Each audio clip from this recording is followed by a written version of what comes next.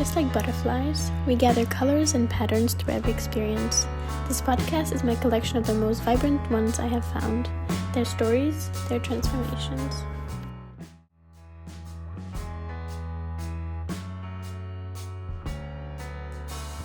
Be the change you want to see in the world. I think that perfectly sums up the book of Gavin Seah, and I'm here with him, so thank you very much for coming.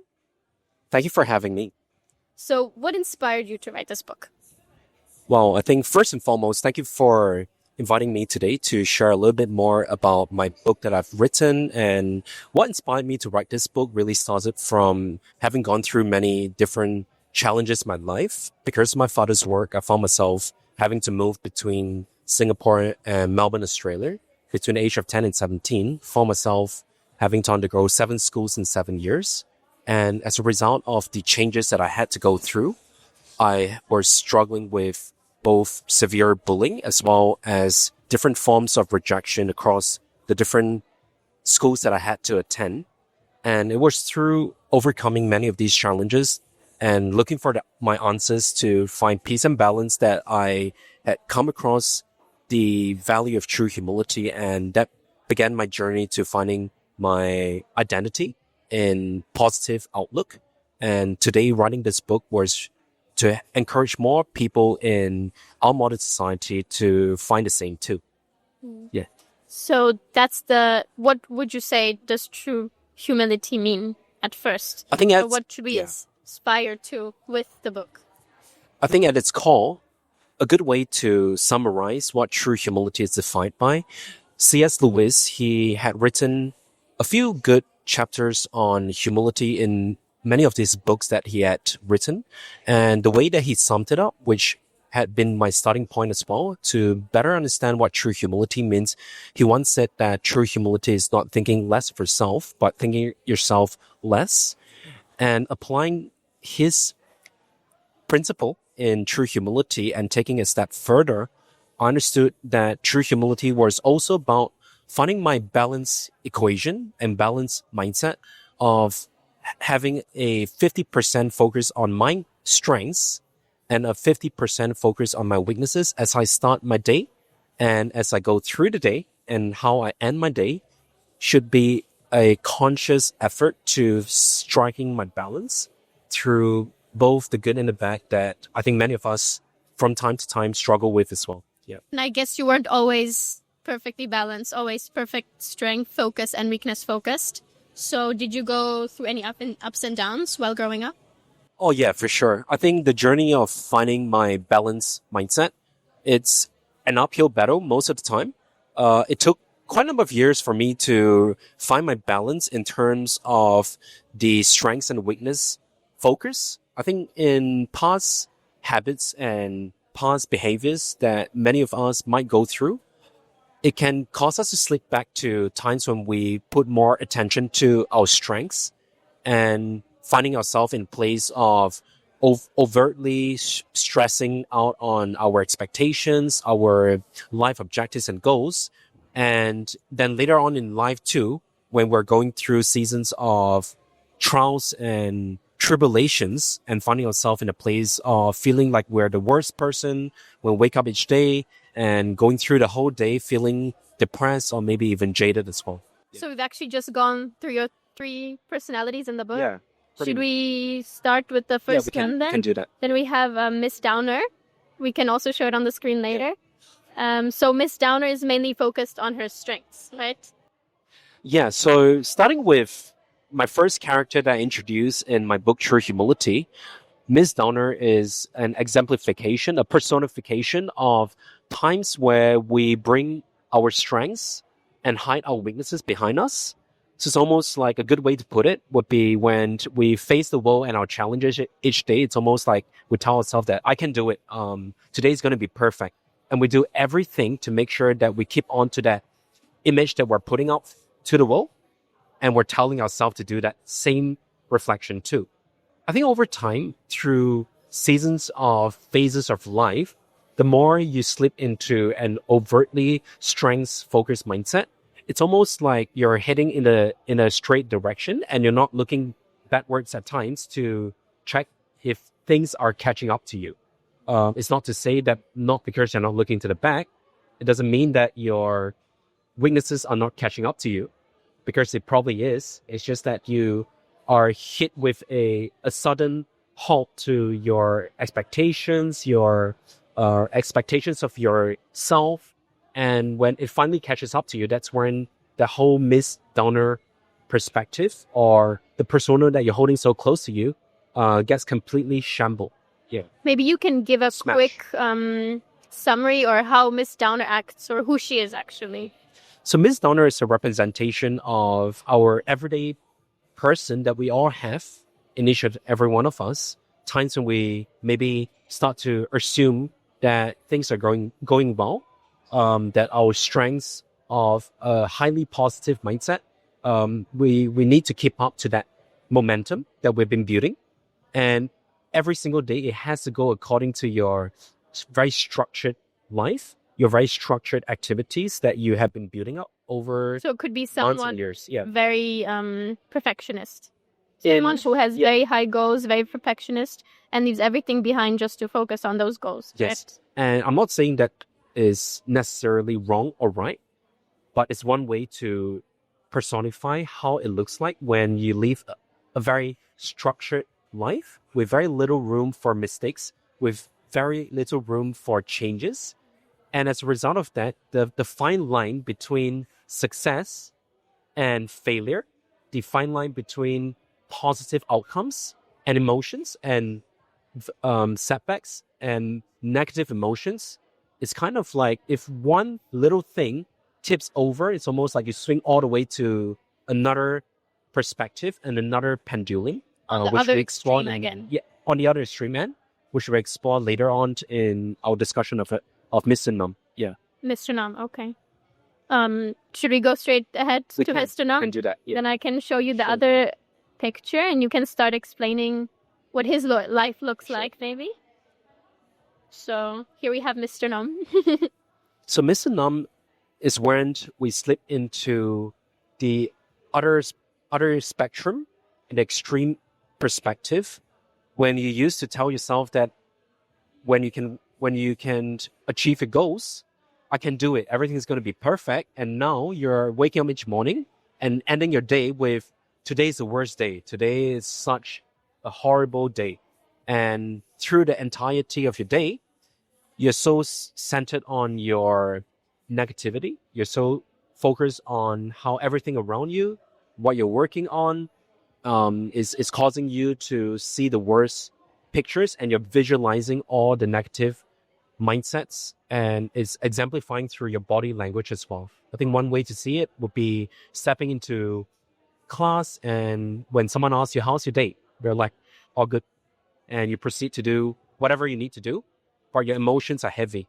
So I think many of us, from time to time, we might not catch ourselves in Mr. Numb as often as we can, because our subconscious application of our beliefs and the thoughts that we gravitate to might be so hidden somewhere in us.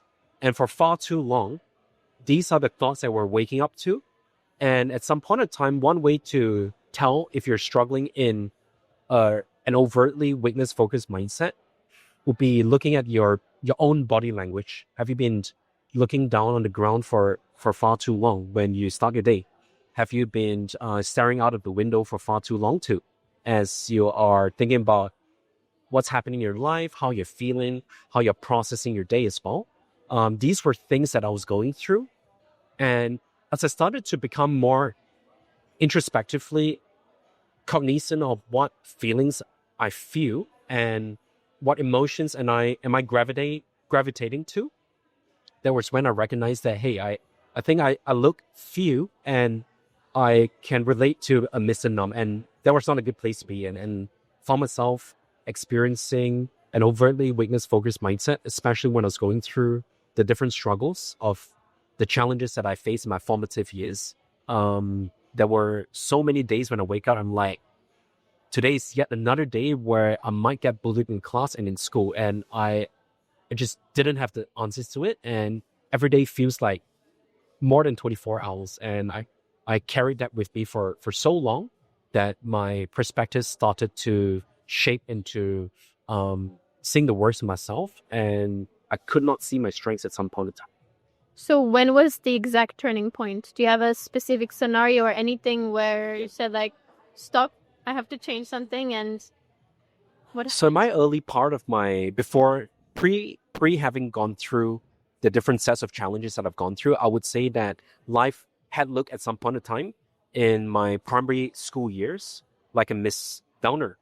Things were perfect. I had a really good group of friends that I enjoyed going to school to. I was doing decently well in my examinations in primary years, but all that was changed and taken away from me when the different challenges I had faced started to appear in my life in different seasons, different schools, different environments. And at some point in time, through the course of having gone through two different phases of my life, uh, the seemingly perfect life and the really challenging valleys of life season, it's almost like I used to wake up asking myself, what should I do to make myself happy? And But that seeking was to in find that your weakness focused in time. my strengths focused In time. your strength In my focused strengths as well. focused time. In my weakness focused time, I would not ask myself questions. I would just feel like today is such a horrible day. I am the worst person. Society has rejected Gavin in this part of the world. There's no place for me. I think as I started to slip into that mindset, it's almost like I have concluded that there's no place for happiness in me. And I think on both spectrums, it's almost like I was getting caught up in it's either I'm the worst or I need to feel like the best. And at some point in time, it's almost like I am constantly switching in a pendulum. It's almost like when we're kids, we played on the seesaw. It's almost like it's either the left and you go down, or on the right when you go up. But either way, we're not helping me to It find goes very emotional fast, right? balance, and it's fast, exactly. Big So roller coaster. it's almost like you're sliding through highs and lows of life, and found it to be extremely destabilizing. Yeah. Understand. Yes. So when you were in this very negative spiral almost, right? Where you every day you're thinking about negative things. You also mentioned listening to negative songs or going on blogs where people comment similar things that you feel. How did you get out? Because I think sometimes maybe we have friends who are trying to help, Oh yeah, for but sure. you want to just block everything out. So what did you do? I think in the darkest parts and in the darkest seasons, I was really grateful that I still had a fighting spirit to never give up. And it was through the process of doing that that I came to learn about true humility through a book that was given to me by a close friend of mine at the time when I was about 21. And that book changed my life. Started my journey in recognizing that, hey, in life, every one of us will face challenges, and it were and then causing you to find yourself in a place where you're either centered on your bad times and your worst feelings will not help you to get to a place of a better you, a happier you. So recognize that it had to take a journey of relearning some processes of negative habits or behaviors or even negative thoughts, and reshaping that started with the application of true humility. Okay. And what are some trends maybe or anything in society that leads us to be this way? Because it's not uncommon, right? Especially nowadays or after the pandemic. So yeah, what are some trends or anything that you see you don't like? So I think mental health has fast risen to one of the key areas of concern in all societies across our globe. And I think one of the starting points that when you're in a place of deep set negativity, or today we call it depression as well, in different gradients, I think it's just taking some stock take of what are some habits you have built up over time. Just starting for myself, I think when I was in a place of deep set negativity, I would often isolate myself, like coming home from a bad day from school or bad month from school, when I had so much that I felt, when someone asked me, Gavin, how's your day? I would give a response that reflected the opposite. I would say that everything is good, buddy. Just because you wanted to be All isolated. because I just want to go back into my own isolation. And I think over time, that made me feel more alone in my struggles. And so I think one of the key steps is that if you have been in isolation for so long, maybe as far back as at the start of the pandemic, and you have been still continuing some of these habits, I think at some point in time, it's almost like when you have been taking the same dish like for 4 weeks in a row. At some point in time, your body wants to reject eating the same thing the next time. It's almost like you have to get yourself to that point where you're sick of doing the same thing like over and over again. And at some point in time when you want to break through that, you have to take the bold step to say that, hey, I want to do something about this. I'm kind of really sick. And if it almost gives me the sense of mental vomit, I kind of don't want to be in this state anymore. So what's next? And what's next really helped me to discover that I need to take positive action. I don't know where to start, but I'll start with this book that my friend had given me at the time. And I think slowly, gradually, it brings you new sets of emotions. I think that's the beauty of reading in general. That's the beauty of keeping a very humble mindset when you're approaching your baby steps to progressing out of deep sad negativity or depression. But doing this stop and accessing what you feel, that's basically the first step of your, how to call it, you have 3 steps, right, to get out of this. So basically saying, as you said, mental vomit, that you doing things you don't like, that's the first step, right? So how do you go on from there?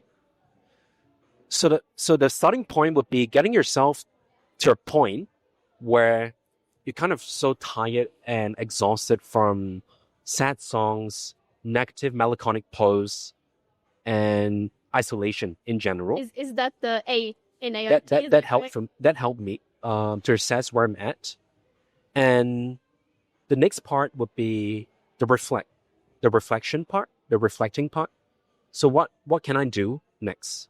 So I think starting with the first things would be to have a clear idea of what I'm feeling, and in general, what would these feelings categorize in?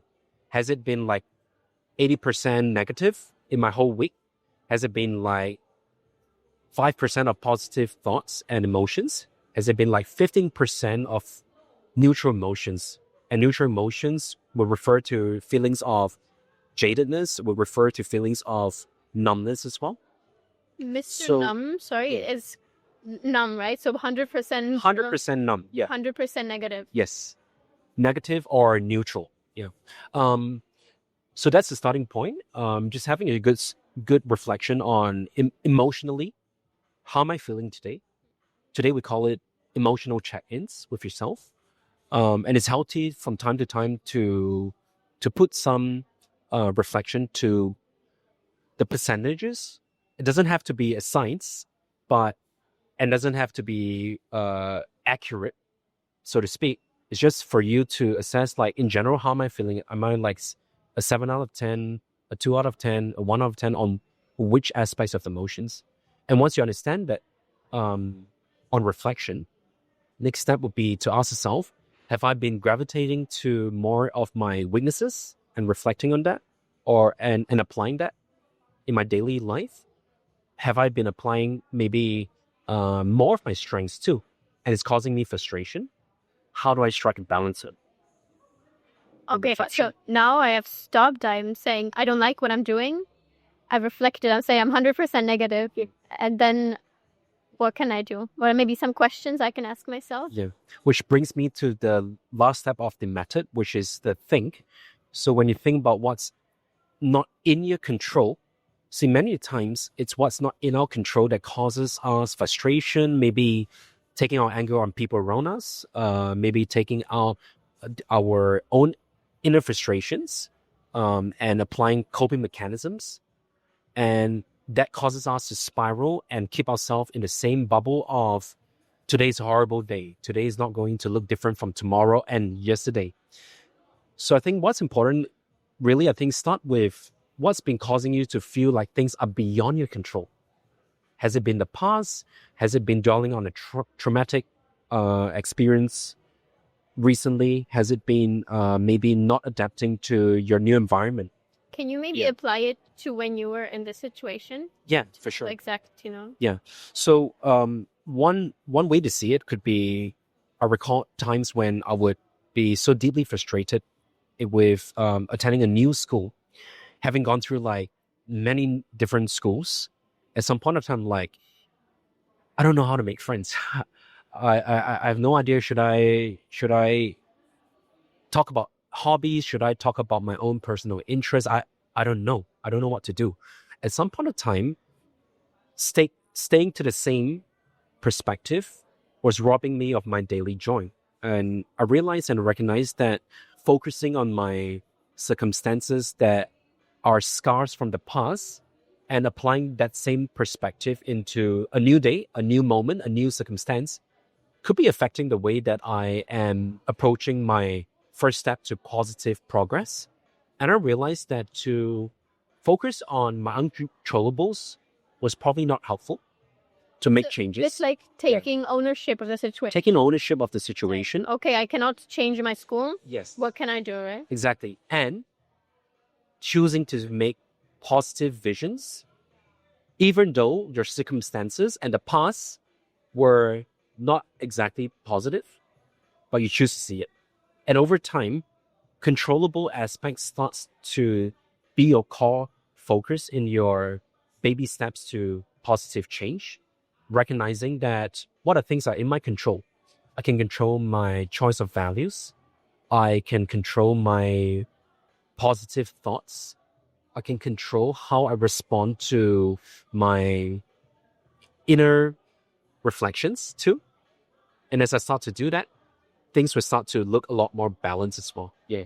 So I guess we can sum up that every time you have an interaction, every time, even a thought, then you should access, reflect, and think, right? Exactly. Am I saying correctly? A-R-T. Yes. Access, reflect, think. That's right. And that way you can slowly get out of your coping mechanisms and your day-to-day wrong things you're doing. Exactly. Okay. Yes. Maybe we can see the other side of it again. So you also experienced that when you were top of class, super popular, everyone loved you, right?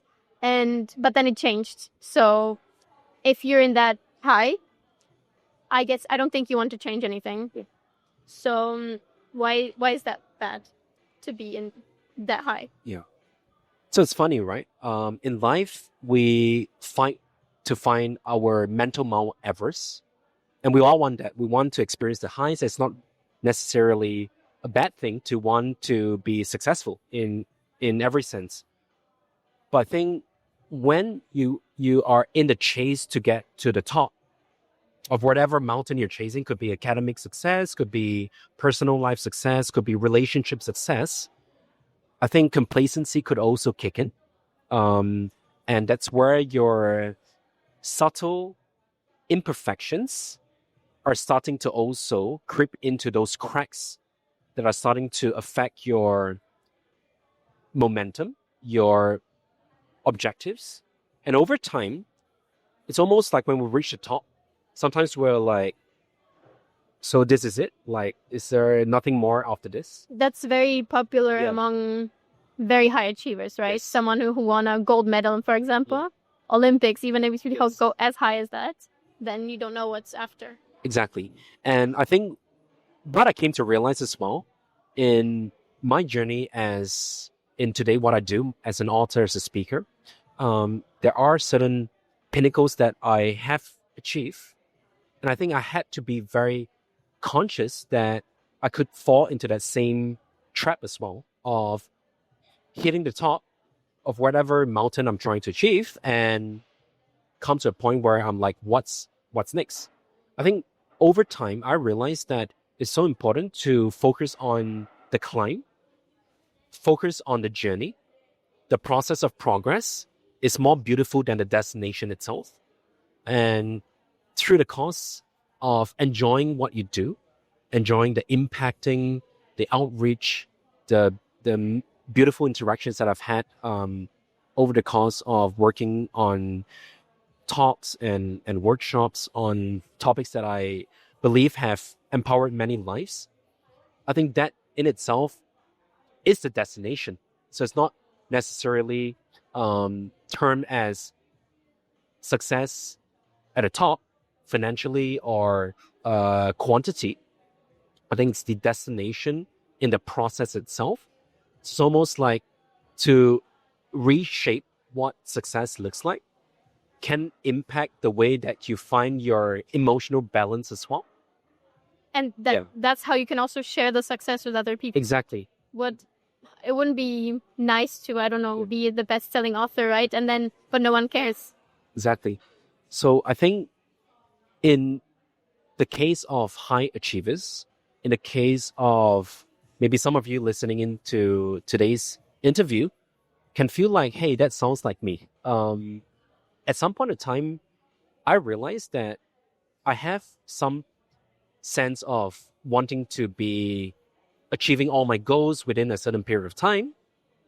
But ultimately, I think in the pursuit of that, if you have people involved in your journey, you'll feel a lot fuller when you get to some outcomes like winning a medal for your book or achieving a successful outcome through a talk, and you get to journey with that with people. And many times the moment feels a lot fuller than when you are doing it in silence and by yourself. So basically, you can have all your high goals, all your amazing things. You just have to take the time to stop and bring people along. Exactly. Exactly. And I think it's a lot more meaningful when you do that. I think this movie that I had watched many years ago called Into the Wild. I think if you have the time, you can check it out. The protagonist, Christopher McCandless, went through a life finding peace and joy by himself.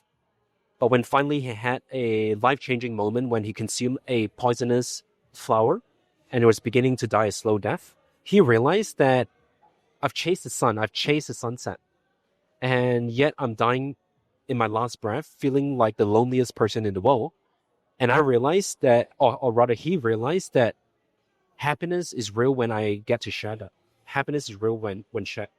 And I think when I came to learn of his perspective in how he discovered happiness in that context, it began to reshape my life as well. That I think sometimes we are just so focused on the next goal to the next goal to the next goal that we miss out on opportunities to share these meaningful achievements along with people. And I think it's been a very positive journey for me as well to move away from fighting for goals on my own and feeling like I have to do this alone, to hey, there's joy in sharing my ups and my downs with people. There's joy in celebrating the wins, the small wins and the big wins too. And in some, I think that's what I'm looking back on, and I'm like, hey, I think this journey has been more fun and more fulfilling with people to share their stories and experiences with. Yeah. Can you maybe show us, to make it very practical, your day? How would you be Mr. Jovial? That's the name you gave the character that is perfectly balanced, right? 50% weakness, 50% strength focused. So what happens when you wake up? What's the feeling? What do you do after? So I'm just like any of you. I'm not a robot. I'm human as well. So although I have applied true humility for more than a decade in my life, I've tried my best to apply this as often as possible. There are days that I do slip into a miss and numb, sometimes even a miss downer. But on average, I would say that my day looks like waking up in the morning, and when the alarm hits me, I would start to think about, okay, what happened in the last few days has been an amazing learning journey. The people I've met, the books I've read, the interactions that have caused me to have vulnerability as well. I take stock of that and I challenge myself to say that, hey, today, what are 3 things I can do to learn and discover more about myself? And I find a balance between giving myself opportunities to consume constructive criticism from anywhere, from all angles. Could be maybe an attendee from a talk I'm giving, could be someone I'm speaking to, a personal friend. And over time, recognizing that even in my journey of finding my daily joy and successes as well, I give room to account for that. And of course, being aware that the position that I have in society is a privileged position to be in, continue to add as much value to inspire, to empower more lives, and deriving joy from that as well. So in my daily life, through the course of my day, starting my day with 3 things I can add value, and 3 things that I allow myself to make some areas of In the morning. in the morning. Yeah. Every morning you write down. Do you have a journal? By this time I have these mental reflections. But if you have not been familiar with doing this for the first time, it would be good to probably write it down in just bulleted points. Can be on your mobile phone's notepad or in a physical journal like the one that you have in front of you. And the way that I end my day is to answer the same question I asked myself at the start today. Did I apply my 3 strengths? Did I find 3 new weaknesses to work on? Sorry, and in the morning you think of the day before, or which? So you say 3 strengths, 3 weaknesses. Yes. Right now, would you think in the morning or the day before? Well, the way that I end the day off is usually from a place of humble gratitude. So I'm appreciative of the persons that care enough to tell me there are certain things I need to work on. I'm not perfect. Maybe I am too quick to speak first and not pause and reflect. There are times when I do that, and I reflect. I'm appreciative that I still have these good people in my life, or the amazing people that I've met in my day that told me that they really enjoyed my talk. They have benefited from reading my book, and I take stock of that, and I'm pleased and I feel affirmed for my strengths too. So the way I end my day is not to start thinking about the next day's mornings, 3 strengths and weaknesses. I end the day with a closure. So you open the day and you close the day. With both 3 strengths, both. 3 weaknesses, morning and in the afternoon. But in a way, you can also say that you are talking about 3 things you're grateful for, right? Yes, exactly. 3 things grateful for, and maybe 3 things you can learn. Exactly. Okay, that's how I generally start and end my day. But there are times when I move away from these structures. I think just like any of us, when we are hit with a massive brick wall of difficult circumstances in our life, there are times when the structures goes out of the window, and that's fine. It's true humility to also embrace that sometimes life gives you lemons and you have to bite it as well. And sometimes you might lose your structures, but because of the good habits you've built up over weeks and months, you will come back to that at some point. And you know that your coping activities, your inconsistencies are causing you to feel unhappy. Some point in time, you come back to these structures of how you start your day and end your day. But in general, I think these habits have served me well over the years. Yeah. Have you ever had a point where you changed your mindset a bit, or where you said you've written a book before COVID as well? Yes. And this one came out after COVID or during? Yeah. So was there any change of mindset? I think in today's context, we are inevitably affected by some of the effects from the pandemic as well. I think globally, I think many of us had for maybe the first time experienced long-term isolation because of the borders closure. And even when the borders open, habits have been nurtured over the weeks and months doing that. As a result of that, we see that today our some people are struggling with the habits of when I'm going through a bad season, I just want to keep to myself. Suppression becomes one of the common symptoms that we experience because of isolation. And when I was thinking about what are some things that I can pull from the past and how I dealt with some of my obstacles in isolation and with suppression, that helped me to also unlock some strategies to share with my readers in my second book. And that hopefully helps to meet the gaps of some of the pain points that our modern society are faced with as well. So you have the ART method. The ART method is a new. Do you have any other ones? Share with us today. Yeah, for sure. I think one of the key aspects that I talk about in my book True Humility, my latest edition, is also about having the mindset to live life as if today's your last day, to leave behind a legacy. It's just an old school Carpe Diem concept. Today we call it the modern day YOLO mindset, but there's a huge difference between the two. We have to be careful there, right? We have to be very careful of the fine line. So the Carpe Diem mindset, it's about waking up today as if today is the last chance to answer a question of what can I do to change a life today.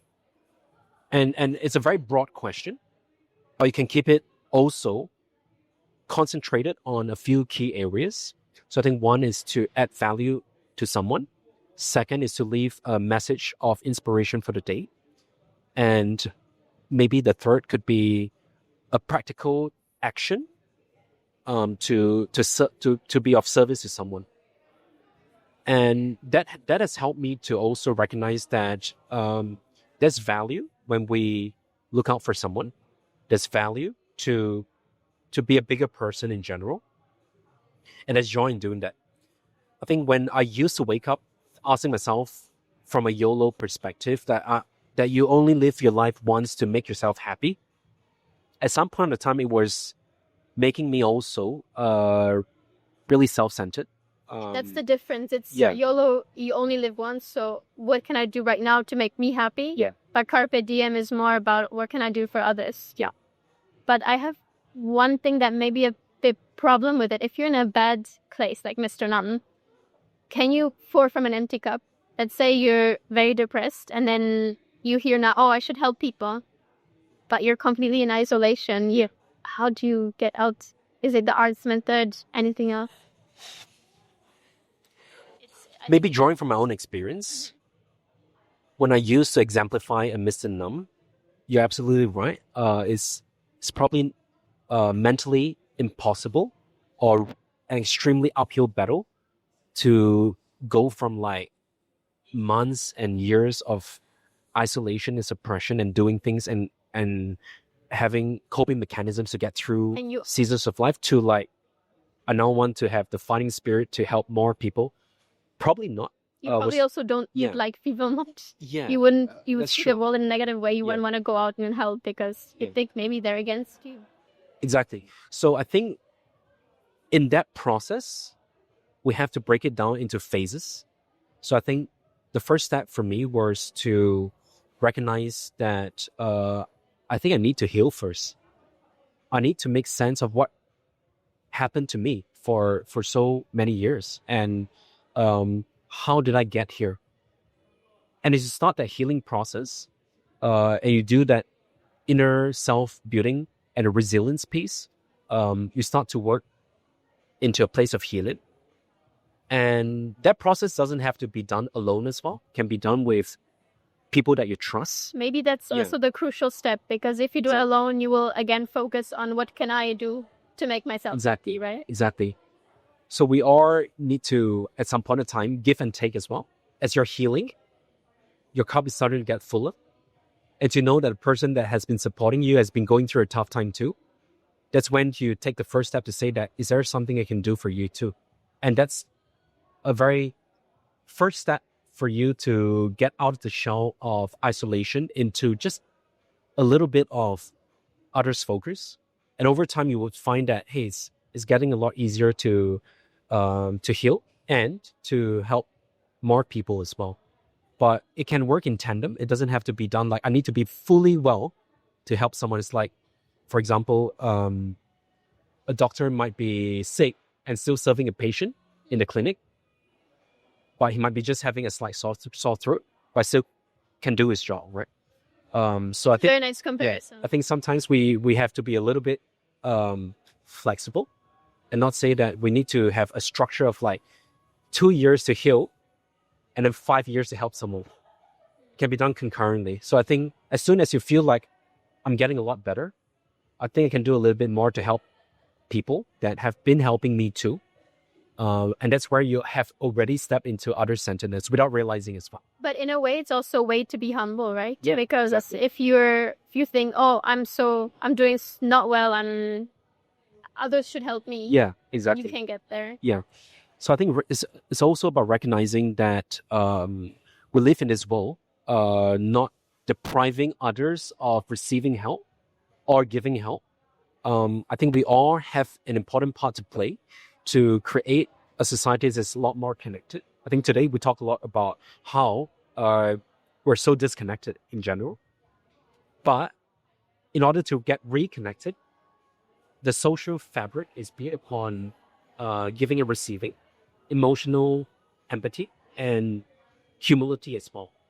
Seeing not just the best in others, but seeing everyone as a balanced picture of strengths and weaknesses put together. There. And that helps you to also be a lot more gracious, to be a lot less harsh on people when they're not doing things your way. And you learn to collaborate. You learn to take stock of the collective good that comes out from collective strengths and weaknesses too. Yeah. I heard a very nice comparison, the author of the Four Agreements. And it's about that there's cells in our body, and each cell is, for example, in the heart, making the heart work. Other cells are in the brain to make the brain work. And then there's cells like the cancer cells, and they're egoistical cells. And they're trying to build a culture on their own. And it can't work. You can't have a cell from the stomach wanting to go to the brain, for example. And so in a way, everyone has a place in society and everyone does something else, but we can't say they're wrong for being in the brain or wrong for being in the stomach, I think. Exactly. No, I love the way you put it. I think in general,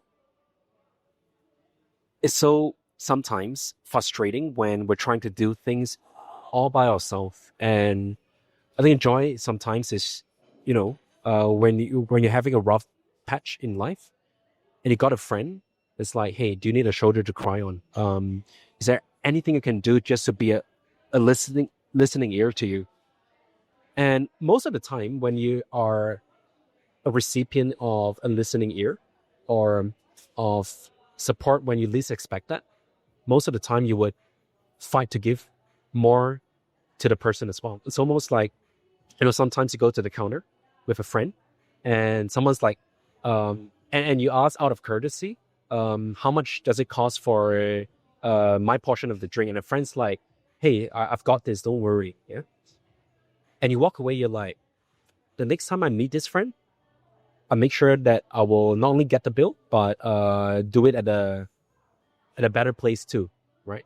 And so when we're fighting for the friendship, and we do that in general to people in our workplace, in our school, in our community, our world will be a better place for that.